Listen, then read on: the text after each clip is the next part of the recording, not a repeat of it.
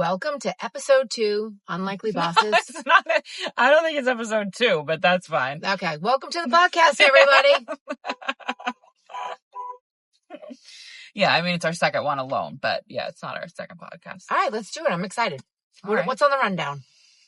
Well, I think today we're just checking in. How's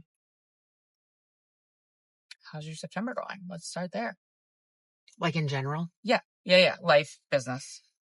I think it's been a slow start to September, even though we're halfway through. I don't know. Are we halfway through? Yeah. We're about halfway through. My house is quiet. I'm down to one left at home. The other two are in college. So for us, it's kind of like a good chill reentry. Okay. Yeah. Probably not what you're having. No, kindergarten and preschool. So the mornings are busy and it's cute and it's fun, but it's hectic. Yeah, you're in the throes of it. I wasn't really going to talk about this, but I have to because it directly impacts. We're going to talk about our unlikely list. Mm-hmm. I have shingles. Should I share that? Oh my fucking word. I don't know. But is that weird to share? I mean, I don't think so. It's chickenpox. Well, the problem is that we're going to talk about our unlikely list and how it's going, but I can't do half the shit on it anymore. All right. So let's talk about that. I'm feeling real old, even though I guess it could happen to anyone. Is there an age demographic that gets shingles? Yeah, like the vaccine's for like 60-year-olds and over.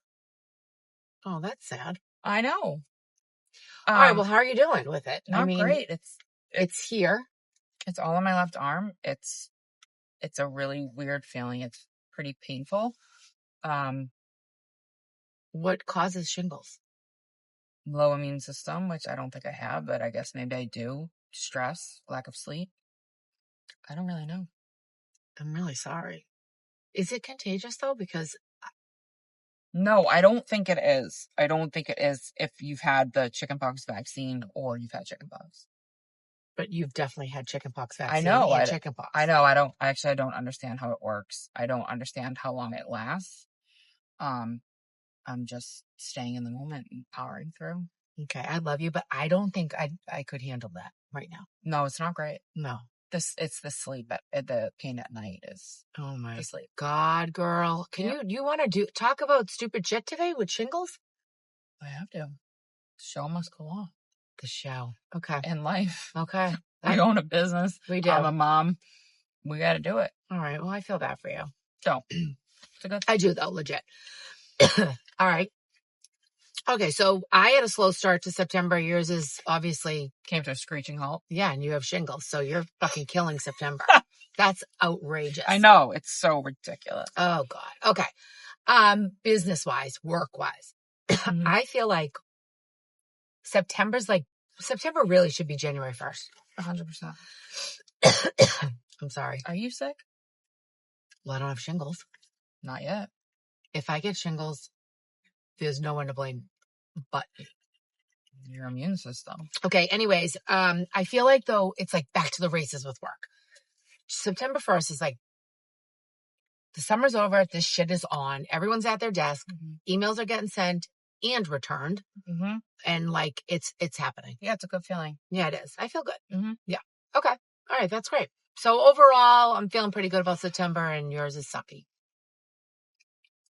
No, I'm still pretty happy, but yeah, I'm not doing everything I wanted to do. All right, next we're going to talk about the unlikely list that we put out there. I got to be honest, I don't want to revisit it. I'm feeling like I'm going to be in a lot of trouble and... No, hold on. All right, first of all, just real quick, what was your list? And this was just things we wanted to do in September. Yes.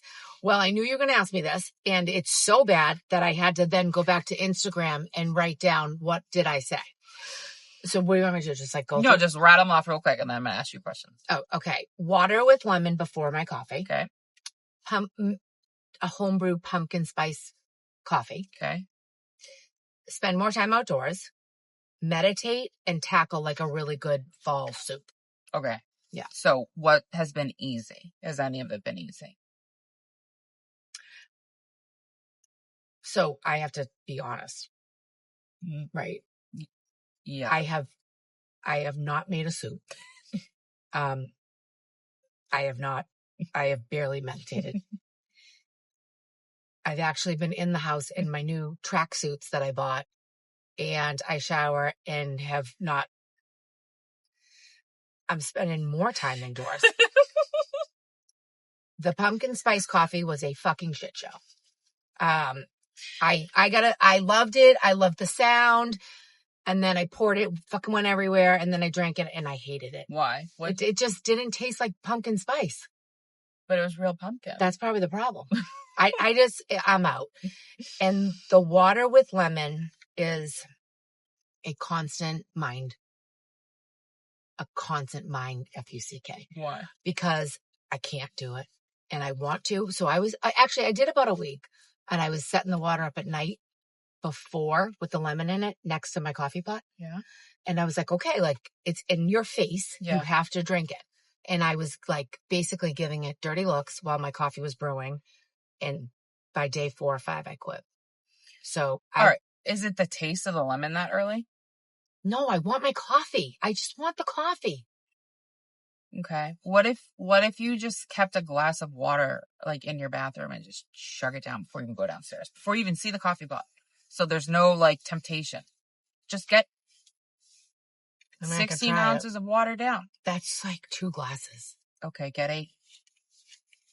It's just whatever. I'll try it again. Why? Somebody tell me like the scientific benefit. Like I know, but like I didn't feel different when I was doing it. The 4 days versus the 4 days after. Well, why don't you just try it for an extended period of time and see? I mean, whatever. It's fine. It is what it is, and everybody does it, and everyone's pushing it. It's a very pushy group of people who want you to do this.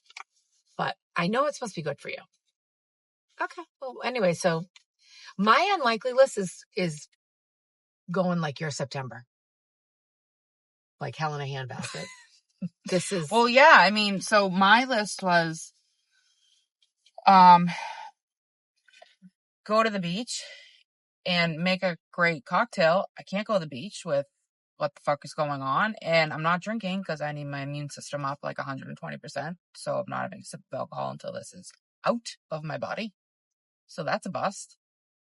I had sourdough bread. That's not... You made it? No. It was on my list to make. That ain't happening. But I did get an alarm clock, and I haven't been sleeping with my phone in my bed. How's that going for you? Awesome. And it's the Hatch, and it has this,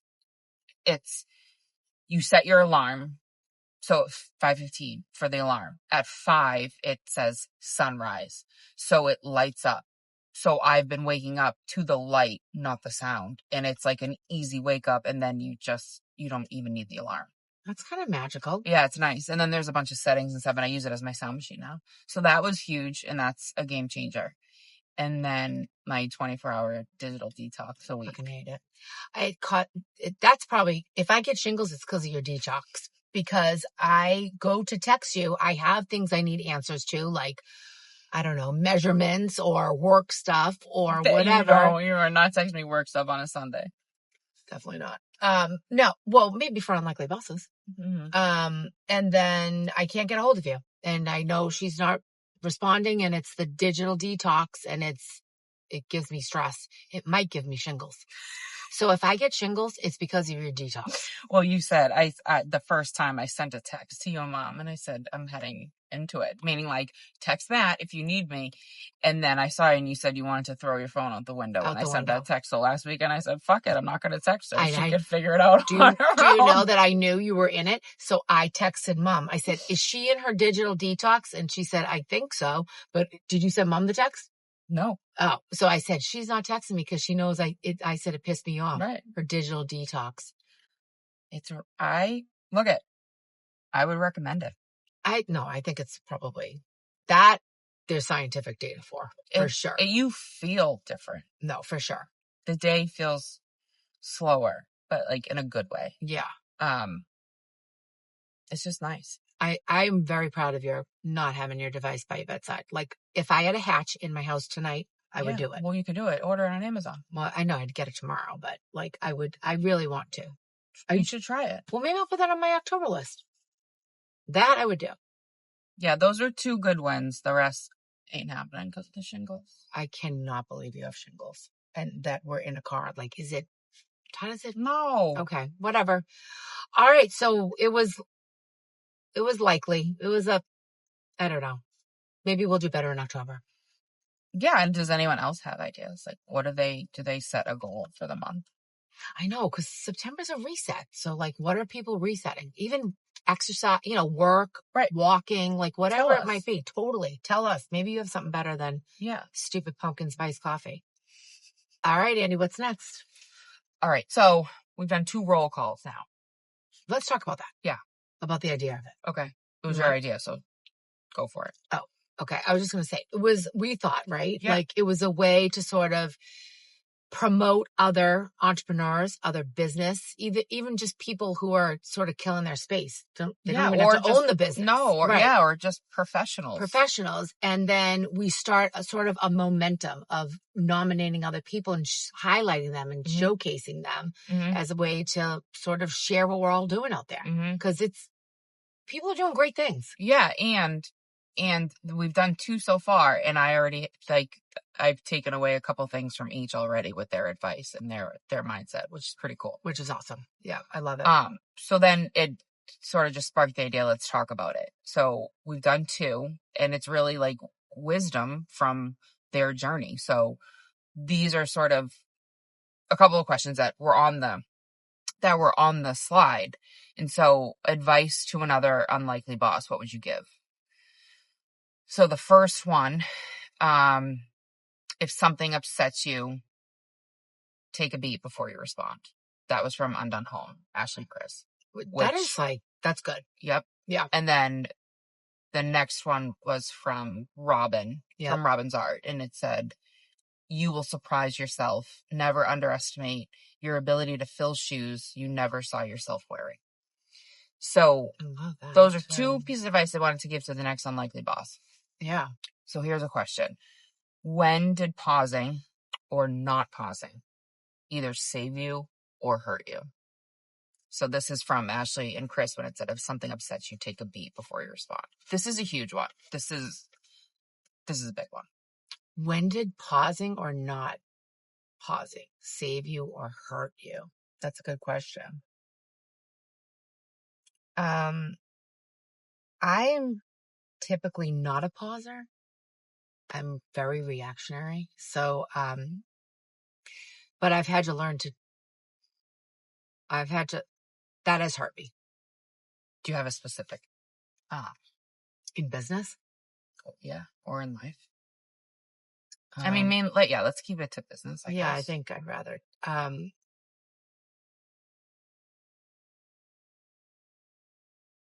don't know. I can't think of that's a hard one to think of an exact. Do you have one? I do. It was a few years ago, and I was either, pulling everyone behind the curtain. I was either pregnant or not pregnant, but was pregnant. And maybe that's something we could talk about at a later episode, being a professional, and going through that pregnancy journey. So given the mindset of that, if any of you following with me, and something happened at work and I got information, it was kind of misinformation. And so I called them an employee and I asked them a question. And then I said, are you lying? And as soon as I fucking said lying, what, should I not say it? No, I remember this. As soon as the words lying came out of my mouth, I was like, what the fuck did you just do? That was probably one of my top 3, maybe my top ever, just reactive, just shitty conversations I've ever had. I don't think that this employee ever lied. I don't think they know how to lie. I don't even know why I said it. Yeah. And it was, get the facts before you react. And so I usually live by that. That was a moment of complete, I always want to give the benefit of the doubt or see the other side, sometimes to a fault. Yeah. But no, that was a complete moment of weakness when I was upset and I should have taken a beat. Yeah. No, I got it. I think in general, I've become better at that at work. Mm-hmm.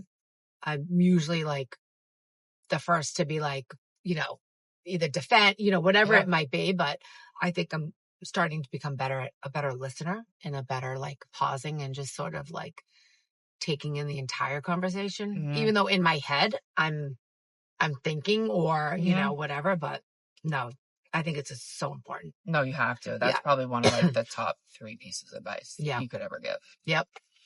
All right. And so then the other one was about surprising yourself. So what shoes have you surprised yourself by filling? Someone else's shoes? Yeah. Or role or anything. Surprise. My job. Like, I can't the whole believe, thing. I can't believe the whole thing. The whole, my entire existence at Express Delivery has surprised me. Like, I cannot believe I'm still here. No offense. If you told me 12 years ago that I would be here 12 years later, I would have been like, you are out of your fucking mind. There's no way I'm staying here. If you told me 12 years ago that you'd be here, I'd be like, right? You'd be out of your fucking mind. Right. So the fact that I'm here and I'm still working and enjoying it, and now I'm enjoying it. I didn't like it then, but I'm surprised by it, the entire thing. Yeah. I cannot believe we have Dad's job. Like, that is outrageous. I know. It's outrageous that we are sharing Dad's job. I know. We're doing a job share. Well, yeah. Of Dad's job. It's outrageous. So yeah, I'm surprised by that. Yours is going to be way more. No, no, it's not. It's not. It's that's pretty much it. Right? Yeah, it's the same. Obviously, that's the whole concept of this whole fucking thing. It's a fucking shocker. So the next one. Something you had to unlearn in your journey. So I think Undone Holmes said, take nothing personally. It's not about you. Lose the ego, which is a great answer. And then Robin said, your critics impact personal success and drive. Art is subjective. Not everyone is going to like my work, and that's okay. So I actually think that can apply to really anything as well. Yeah. All right. So here's the question. What's the hardest thing you've had to unlearn? We actually get asked this question a lot when we're on other podcasts. Yeah. But I think my answer is always the same, but I think it's to not be so, I've definitely learned to be proven wrong in terms of like, I think things are happening one way in my head. Like, I'll think, I don't know. I'm quick to draw a conclusion. Yeah. And, maybe everyone is still saying, and it could be something about a route went wrong or, whatever it is. And I'm like, well, the driver probably didn't show up on time, or maybe it was this, or maybe it was that. And I think I'm learning to just take in all the facts and what everyone has to say. And then, I felt like I had to unlearn that, like, not draw my own conclusions. Yeah. That's a good one. I had my standard answer, which was just what I thought I needed to be to do this job. Which, isn't it like completely not even what you thought? Yeah. Like, yeah, I would put so much pressure on myself in those early days of like, I thought I had to be like an unbelievable salesperson and like this like energy of like confidence and really like, I don't know. And then I was like, I don't have to be that. So, but that's not really, I guess I just had to unlearn that I don't have to be that. But then today we were on a podcast this morning and I thought about what I really had to unlearn was, stop being so fucking afraid. My fear drove me in those early days. Yeah, I know. And I can't. Like, no. I'm in acceptance of whatever happens. And I have to trust the process. And that took me a very long time. And I think that like transcends business, obviously, too. But especially with Express It and those early days that were so hard. I was so afraid. I was so fucking afraid of failing. And I was so afraid of everything, every email that came in, every notice from like the state or the IRS. We still get the notices, but the fear's gone. And I had to. We don't even respond. No, it's just like, it's so crazy. I've evolved in the fear. I've learned to respond differently internally. Yeah. Well, I think it's a good life lesson because if I was like trying not to really laugh when you were saying like what I thought I had to be in this job. Yeah. What I thought, what you thought these skills you needed to have. And I'm kind of laughing because like, well, one, I didn't think of that. And two, like you literally don't have to have any of those skills. Like we didn't have, you don't have to have them.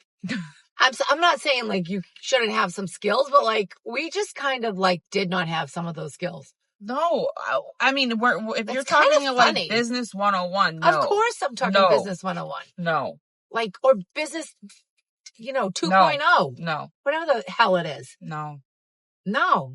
Girl, it's all good. Yeah. I'm glad you're not afraid when the IRS sends those letters. That is really good. Because we just send them to Frank, but you can't fucking find Frank, as we mentioned before. But you know what? We just scan them, fax them, and they're in the universe. Well, that's why my list is this long, because like the letter will come in and I'll send it to Frank, and I can't cross it off my to-do list because I don't get a response from Frank until 3 months later, until the next letter comes in. Yeah. And then I say, hey, Frank, just following up, here's another notice for this from 2020. 2020? I've seen ones from 2017. So, no. Everyone needs a Frank, though. Oh, God. Okay. All right. So then there's another one, because this is about like critics impacting personal success and drive. So this is big. How do you both deal with criticism?